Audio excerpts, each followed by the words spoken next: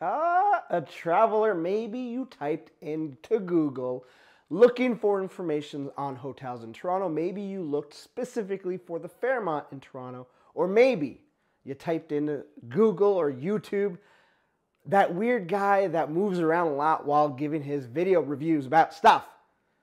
Either way, if you're looking for information on the Fairmont Hotel, I've got that for you. I stayed at the hotel last week, to be precise, so May 2018, and I, having been a former resident of Toronto, know the ins and outs of the city quite well.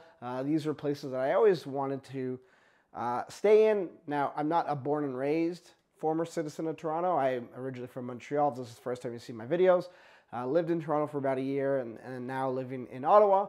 I have had the chance the last few months to go back frequently to Toronto and check out some of the hotels. And I do have another review that's up for another one of my hotels, which you can check in the top area, one of these two corners.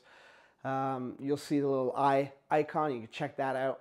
But in terms of this hotel, Fairmont Toronto, it's located right across the street from Union Station. Union Station is pretty much where all the commuter trains get into. It's where the subway line that goes north-south connects to. It's close to Billy Bishop Airport.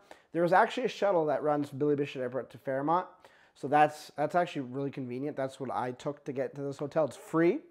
So the convenience factor and location factor of the Fairmont is almost second to none if you need to be in a few key spots in downtown Toronto.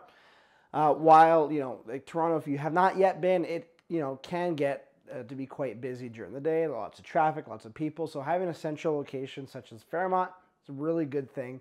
The insides of the hotel is stunning. The lobby is great. You can tell it's a nice old school hotel. The rooms have been renovated.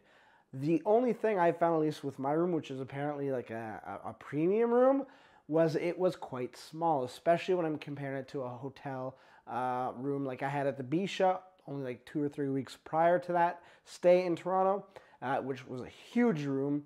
The price difference was about $200, so the Fairmont did come in cheaper, by $200 than the Bisha. The Bisha is great, and I'll tell you for certain things in that other video that I mentioned, so check that out.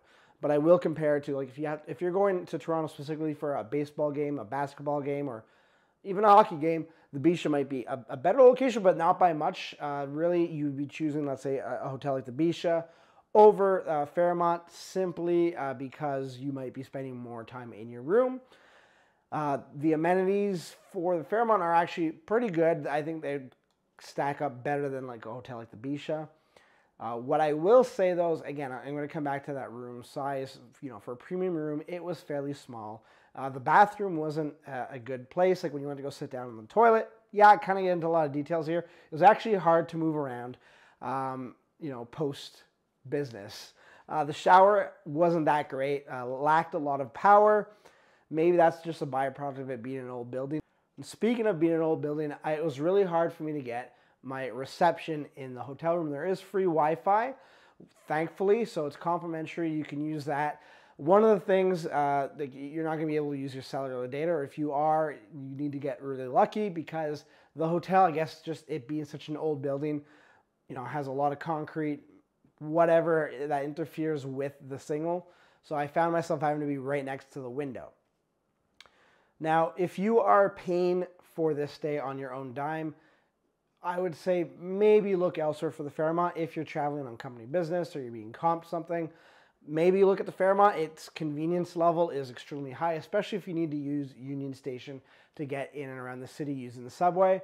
It literally is across the street. Like from my hotel room, I was looking at Union Station for the majority of the time that I was there. I was people watching. There are a lot of people that go through Union Station, so that's something to keep in mind.